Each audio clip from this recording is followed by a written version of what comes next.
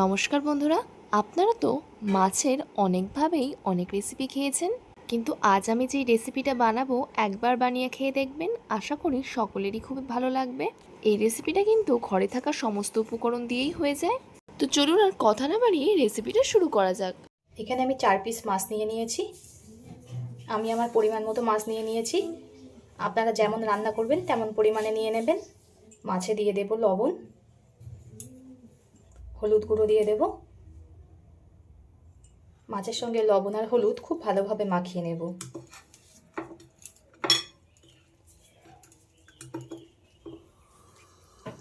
লবণ আর হলুদ মাখানো হয়ে গেছে। এখানে একটা মিক্সচার জার নিয়ে নিয়েছি। এতে দিয়ে দেব আদাটা একটু বেশি পরিমাণেই দেব। দিয়ে দেব একটা মিডিয়াম সাইজের টমেটো, ঠিক এমন বড় বড় করেই কেটে নিয়েছি। যেহেতু আমি মিক্সচারে দেব তাই সব কিছু একটু বড় বড় করেই কেটে নিচ্ছি। দিয়ে দেব 3টে কাঁচা লঙ্কা। ঝালটা আপনারা আপনাদের স্বাদ মতো দেবেন, যে যেমন ঝাল খেতে পছন্দ করেন। এবার দিয়ে দেব 1 চামচ জিরে গুঁড়ো। ওই চামচেরই মাপ করে 1 চামচ দিয়ে দেব ধনিয়া গুঁড়ো। এবার দিয়ে দেব ওই চামচেরই মাপ করে 1 চামচ হলুদ গুঁড়ো। 1 চামচ দিয়ে দেব লবণ। এবার এতে অল্প করে জল দেব। বন্ধুরা, যে কোনো মাছের ঝোলে ঠিক এমনভাবে একটা মশলার পেস্ট করে নেবেন, দেখবেন খুবই সুন্দর লাগবে খেতে। এবার মশলার একটা পেস্ট বানিয়ে নেব। আমার সব কিছু খুব সুন্দরভাবে পেস্ট করা হয়ে গেছে।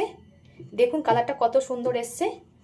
আপনারাও যখন কোনো রেসিপি করবেন মাছে, এইভাবেই মশলা করে নেবেন।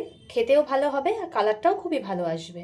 যেহেতু রান্নাটা আমি উনানে করব, উনানের জালটা ধরিয়ে কড়াটা বসিয়ে দিয়েছি গরম হতে। কড়াটা গরম হয়ে গেছে। এতে দিয়ে দেব সর্ষের তেল। তেলটা খুব ভালো করে গরম করে নিয়েছি। ঠিক এমন ধোঁয়া ওঠায় কিন্তু গরম করতে হবে। এবার এই গরম তেলে নুন হলুদ মাখিয়ে রাখা মাছগুলো দিয়ে দেব। সব মাছগুলো আমি দিয়ে দিয়েছি ভাজার জন্য। মাছ দেওয়ার সঙ্গে সঙ্গে কিন্তু উল্টানো যাবে না, 1 মিনিট মতো রেখে উল্টাতে হবে, নয়তো মাছটা ভেঙে যাবে।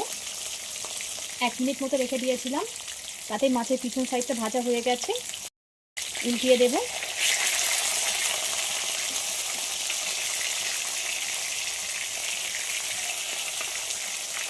এই সাইডটাও খুব ভালো করে ভেজে নেব। মাছের 2 সাইডই আমার খুব ভালোভাবে ভাজা হয়ে গেছে। এবার তুলে নেব। ওই মাছ ভাজা তেলের মধ্যে দিয়ে দিলাম 5 ফোড়ন। ঠিক এমন লম্বা লম্বা করে আলু কেটে নিয়েছি, সেটাকে দিয়ে দেব। আমি আমার পরিমাণ মতো দিয়ে দিয়েছি, আপনারা আপনাদের পরিমাণ মতো দিয়ে দেবেন। আলুগুলোকে একটু ভেজে নেব। আলুটা অল্প করে ভেজে নিয়েছি। এবার এতে দিয়ে দেব লম্বা লম্বা করে কেটে রাখা পেঁপে। দিয়ে দেব একই রকমভাবে কেটে রাখা গাজর। পেঁপে আলু গাজর আবারও ভালো করে ভেজে নিতে হবে। এমনটা না বন্ধুরা, আমি যে সবজিগুলো দিচ্ছি আপনাদের সেই সবজিগুলোই দিতে হবে। আপনাদের বাড়িতে যেমন সবজি থাকবে তেমন করে রান্না করবেন, খুবই ভালো লাগবে। এতে দিয়ে দেবো অল্প করে লবণ। এই লবণটা দেওয়ার ফলে সব কিছু খুব তাড়াতাড়ি সিদ্ধ হয়ে যাবে আর ভাজাও হয়ে যাবে খুব তাড়াতাড়ি। এই সময় কিন্তু বন্ধুরা হাই হিটে রান্না করতে হবে। আপনারাও হাই হিটে রান্না করবেন। আমি 5 মিনিট মতো ভেজে নিয়েছি সব কিছু। এবার এতে দিয়ে দেবো লম্বা লম্বা করে কেটে রাখা পটল। সব কিছু সবজি দিয়ে মাছের ঝোল রান্না করলে কিন্তু বন্ধুরা খুবই ভালো লাগে। আপনারাও বাড়িতে একবার ট্রাই করে দেখবেন আর কমেন্ট করে জানাবেন কেমন হয়েছে। আর আমার বন্ধুরা কে কোথা থেকে দেখছেন কমেন্ট করবেন, তাহলে আমি বুঝতে পারবো আমার বন্ধুরা কোথা থেকে দেখছে। আর আপনারা এত সুন্দর সুন্দর কমেন্ট করেন, আমার করতে ভীষণই ভালো লাগে। এভাবে পাশে থেকে সাপোর্ট করার জন্য সকলকে অসংখ্য ধন্যবাদ। আবারও সব কিছু খুব ভালোভাবে ভেজে নেব। এই সবজিগুলো আমার ভাজা হয়ে গেছে। এবার এতে দিয়ে দেব লম্বা লম্বা করে কেটে রাখা লাউ। বন্ধুরা লাউটা আমি পরে দিলাম, যেহেতু লাউ থেকে জল বেরোয়, জল বেরালে সবজিগুলো খুব ভালোভাবে ভাজা যেত না, ওই জন্য সবজিগুলো ভাজার পরেই লাউ দিলাম।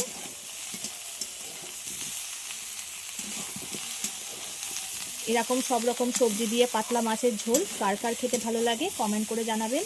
আমার তো খুবই ভালো লাগে গরম ভাতের সঙ্গে খেতে। কিছু আবারও খুব ভালোভাবে ভেজে নেব।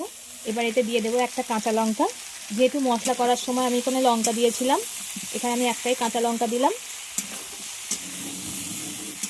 দুপুরে ভাতের পাতে যদি এমন একটা রেসিপি থাকে খুবই ভালো লাগবে বন্ধুরা। আর কিছুই লাগবে না। সব সবজিগুলো কিন্তু আমার খুব ভালোভাবে ভাজা হয়ে গেছে। ঠিক এমন ভালোভাবেই ভেজে নিতে হবে। এবার যে মশলাটা বেটে রেখেছিলাম মিক্সচারে সেটা দিয়ে দেব। সব সবজির সঙ্গে মশলাটাকে খুব ভালোভাবে কিন্তু কষিয়ে নিতে হবে। এই সময় ধিমে আঁচে মশলাটা কষাতে হবে। হাই হিটে মশলাটা কষালে মশলাটা পুড়ে যাবে আর টেস্টটা নষ্ট হয়ে যাবে। যেহেতু মশলা করার সময় আর আলু ভাজার সময় একটু লবণ দিয়েছিলাম, তাই আর লবণটা আপনারা একটু চেক করে দেবেন। আমার কষানো হয়ে গেছে। বন্ধুরা, পাঁচমিশালি সবজির চচ্চড়ি যেমন ভালো লাগে, ঝোলও তেমনই ভালো লাগে, খুবই সুন্দর লাগে কিন্তু খেতে। এবার এতে পরিমাণ মতো জল দিয়ে দিচ্ছি। এই ঝোলটা একটু পাতলাই ভালো লাগবে, তাই আমি জলের পরিমাণটা একটু বেশিই দিয়েছি। আর ফুটে ঝোলটা কমে যাবে। এবার ঝোলটাকে ফুটতে দেব। ঝোলটা কিন্তু খুব ভালোভাবে ফুটে গেছে। এবার ভেজে রাখা মাছগুলো দিয়ে দেব। মাছ দিয়ে আবারও খুব ভালোভাবে ফুটিয়ে নেব। যত সুন্দর করে ফোটাবেন খেতে তত বেশি ভালো লাগবে, তাই আমি খুব ভালোভাবে ফুটিয়ে নেব। দেখুন ঝোলটা ফুটে কতটা ঘন হয়ে এসছে, একটা মাখো মাখো ব্যাপার চলে এসছে ঝোলের ভেতরে। আর দেখতেও দেখুন কত দারুণ লাগছে। ছোট থেকে বড় সবাই খুবই এটা খেতে পছন্দ করে। আর গরম গরম হলে তো আর কোনো কথাই নেই। এবার এতে দিয়ে দেবো একদম অল্প করে গরম মশলা। গরম মশলা দিয়ে কিন্তু খুব একটা ফোটাবো না, দিয়ে নামিয়ে নিতে হবে। তো এতক্ষণ ধৈর্য ধরে ভিডিওটা দেখার জন্য সকলকে অসংখ্য ধন্যবাদ। সবাই সুস্থ থাকবেন, ভালো থাকবেন।